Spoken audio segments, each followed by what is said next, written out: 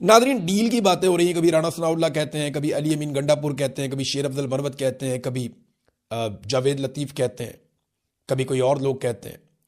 इमरान खान की बहनें भी कहती हैं। इमरान खान भी कहता है कि मैं तो डील नहीं ले रहा अपने लिए, पाकिस्तान के लिए मेरे साथ बात करो, रास्ता निकालो, इलेक्शन करवाओ, मैं तैयार हूँ, मैं किसी से बदला नहीं लूँगा, लेकिन इंसाफ तो करना पड़ेगा। तो अब ये जो मामला है इसमें अलग अलग बातें की जाती है। मैं आपको एग्जैक्टली बताता हूं कि कहां कहां पे डील की बातें हुई और खबरें बाहर आई और ये कितनी मरतबा हुआ। एक तो डील की लगभग कुछ 6 कोशिशें हुई हैं अब तक। 4 अगस्त को इमरान खान साहब को सबसे पहले कहा गया कि आप पाकिस्तान छोड़ दें वरना कल आपको गिरफ्तार कर लिया जाएगा। डील की पहली ऑफर। दूसरी 9 और 10 फरवरी को जब इमरान खान साहब को इलेक्शन जबरदस्ती डकैती मार के छीन लिया गया तो तब उन्हें ऑफर किया गया कि हम आपको एक खास तरह की हुकूमत बना देते हैं, आप कंप्रोमाइज कर लें। इमरान खान साहब ने फिर इनकार कर दिया।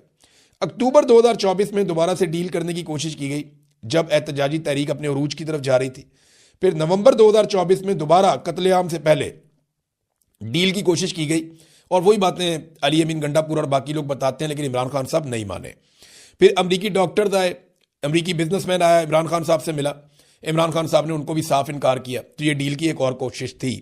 और अभी हाल ही में इमरान खान साहब की आंख की बीमारी के दौरान एक मरतबा फिर कोशिश की गई कि इमरान खान साहब को किसी तरह से कोई रिलीफ इमरान खान साहब की पार्टी मांगे। इससे पहले आपको याद होगा अली अमीन गंडापुर ने यह कहा था कि इमरान खान साहब को जो है वो एक पैरोल के ऊपर रिहाई दी जाए, तो उस पर इमरान खान साहब ने नाराजगी का इजहार किया था। अब वो पैरोल पे रिहाई तो चाहते ही नहीं है, ना इमरान खान साहब बनीगाला जाना चाहते हैं। हाँ, अपनी आंख का इलाज वो करवाना चाहते हैं जो उनका हक भी है और उनको ये इलाज मिलना चाहिए। किसी भी लीडर की आंख ज़ाया करना या किसी ऑर्गन को ज़ाया करना ये इंतहाई नामुनासिब है और ये सख्त ज़्यादती है। और इस चीज़ को ये डील के लिए इस्तेमाल कर रहे थे, इमरान खान साहब ने साफ इनकार कर दिया। अब नाजरीन 2-3 खबरें मेरे पास और बहुत इंपॉर्टेंट है, ये मैं आपके सामने रखता हूं, लेकिन पहले आप ये देखें कि फैमिली को नहीं मिलवाया जा रहा, तो ये बात तो समझ आती है। यानी इमरान खान साहब अपनी बहनों से मिलेंगे तो बड़ा सख्त बयान देंगे आसिम मुनीर के खिलाफ, शहबाज शरीफ के खिलाफ, मौजूदा रजीम के खिलाफ, या हो सकता है वो बोर्ड ऑफ पीस के खिलाफ कोई बात बोल दे या गाजा में फौज भेजने के बारे में कोई बात बोल दे। इमरान खान साहब तो इमरान खान है, वो कुछ भी कर सकते हैं। तो इसलिए बहनों को नहीं मिलवा रहे, ये तो बात समझ आती है। लेकिन वो इमरान खान साहब से उनके डॉक्टर्स को क्यों नहीं मिलवा रहे जो गैर सियासी हैं, जिन्होंने आज तक बाहर आकर कोई सियासी बात नहीं की? ये बात समझ नहीं आती। इसका एक ही वजह समझ आ रहा है, अगर आप लॉजिकली देखें या कॉमन सेंस का इस्तेमाल करें तो एक ही बात समझ आती है कि ऐसा कुछ है मेडिकली इमरान खान साहब के मामले में जिसे मौजूदा मिलिट्री एस्टेब्लिशमेंट छुपाना चाहती है। मैं मिलिट्री एस्टेब्लिशमेंट कहता हूं तो आप ऑटोमेटिकली समझा करेंगे ये आसिम मुनीर और चंद लोग हैं। जब आसिम मुनीर कहना हो तो मैं अकेले ही कह दूंगा, लेकिन जब मैं एक टोले का नाम लूं तो फिर मिलिट्री एस्टेब्लिशमेंट में कहता हूं। और ये सारी फौज नहीं होती है, चंद लोग होते हैं, ये पूरे इदारे को बदनाम करते हैं। बहरहाल अब इसके अंदर जो है वो ना मिलवाना, कोई ना कोई तो ऐसा मेडिकल रीजन है जो चीज छुपाई जा रही है कि डॉक्टर्स को भी नहीं मिलवाया जा रहा, जिन्होंने कोई खबर बाहर आके नहीं देनी, जिन्होंने कोई बाहर आकर हरकत नहीं करनी। अब इमरान खान रिहाई फोर्स बनाने का ऐलान किया सुहेल आफरीदी ने। यह क्या है, मैंने इसके बारे में इंफॉर्मेशन इकट्ठी की है, मैं आपके साथ शेयर कर देता हूं। यह है जी असल काम जिसकी तरफ अब ये आए, और ये करने क्या जा रहे हैं मैं आपको बताता हूं। ये खैबर पख्तूनख्वा से इसका आगाज करेंगे, इमरान खान रिहाई फोर्स, और इसको सोशल मीडिया के ऊपर भी उठाया जाएगा और इसकी पूरी प्रोजेक्शन करने के बाद बाकायदा इसके फॉर्म छप जाएंगे और इसके कार्ड्स बन जाएंगे। और खैबर पख्तूनख्वा में हज़ारों जगहों के ऊपर ये टेबल्स लग जाएंगी, गलियों में, मोहल्लों में, इलाकों में, यूनिवर्सिटीज़ में, कॉलेजेस में, अस्पतालों में, जहाँ जहाँ कहीं नौजवानों का आना जाना है हर जगह पे ये एक्सेस दी जाएगी।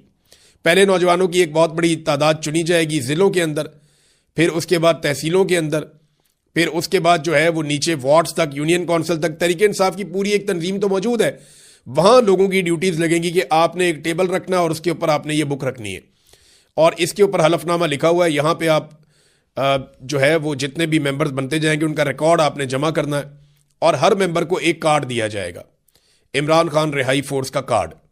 ये कार्ड उस मेंबर के पास रहेगा और उस मेंबर का पूरा रिकॉर्ड जो है वो पाकिस्तान तहरीक इंसाफ के पास रहेगा।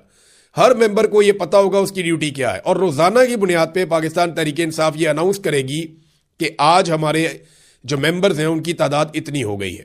इमरान खान रिहाई फोर्स जो है इसकी तादाद फर्ज करें आज 22,000 है, कल 30,000 है, परसों 45,000 है, उसके बाद 1 लाख है, 1.5 लाख है, 2 लाख है। वो जितनी तादाद बढ़ती जाएगी वो साथ साथ अनाउंस करते जाएंगे, और ना सिर्फ अनाउंस करते जाएंगे बल्कि इन नौजवानों को ये सोशल मीडिया के साथ भी जोड़ेंगे।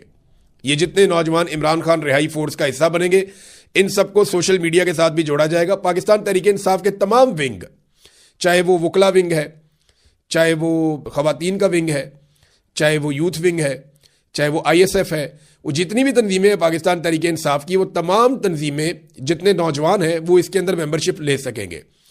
और ये तंजीम चलेगी इमरान खान साहब की रिहाई के दिन तक। जिस दिन इमरान खान रिहा होंगे वो इस तंजीम का शुक्रिया अदा करेंगे और ये तंजीम तहलील हो जाएगी। इसका फ्यूचर के अंदर कोई पॉलिटिक्स के अंदर और इन चीज़ों के अंदर कोई किरदार नहीं है, लेकिन ये इमरान खान रिहाई फोर्स है, ये अब बनाने जा रहे हैं। इसमें जो टारगेट मैंने पूछा तो वो उन्होंने कहा जी अभी हम ये कहना नहीं चाहते कि टारगेट कितना है, लेकिन मुझे उन्होंने ऑफ द रिकॉर्ड बताया तो वो टारगेट इतना बड़ा है पाकिस्तान तहरीक इंसाफ का कि अगर इतनी बड़ी तादाद में नौजवान इकट्ठे हो गए और वो ऑर्गेनाइज हो गए तो ये पाकिस्तान में वाकई मुसीबत डाल देंगे एस्टेब्लिशमेंट को। क्योंकि देखिए, नौजवान पाकिस्तान की आबादी का सबसे बड़ा हिस्सा है और नौजवानों की सबसे बड़ी तादाद इमरान खान के साथ है, लेकिन नौजवानों के पास कोई एक ऐसा प्लेटफॉर्म नहीं है, कोई एक ऐसी जगह नहीं है जहां से उनको यूनिफाइड किस्म की इंफॉर्मेशन मिलती हो, जहां से उनको प्रॉपर गाइडेंस मिलती हो, जहां से प्रॉपर तरीके से उनको चलाया जा सके।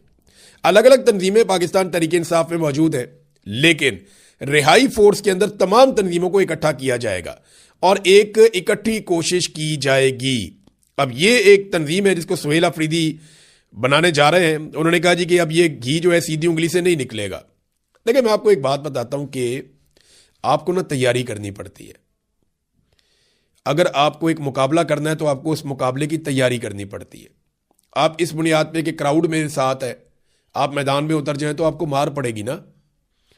आपको उसकी तैयारी करनी पड़ती है। पहले 2 माह, 4 माह, 6 माह आप अपने आप को तैयार करते हैं उस मुकाबले के लिए, मुखालिफ हरीफ के मुकाबले के लिए आप अपने आप को मजबूत करते हैं। पाकिस्तान तहरीक इंसाफ ने क्राउड पे भरोसा किया। पाकिस्तान तहरीक इंसाफ ने कहा जी क्राउड हमारे साथ है, होम ग्राउंड है, लोग हमसे बहुत प्यार करते हैं, हम जीत जाएंगे। लेकिन उनकी इस खेल में उतरने की तैयारी नहीं थी। अब वो तैयारी के लिए जा रहे हैं। ये है असल चीज।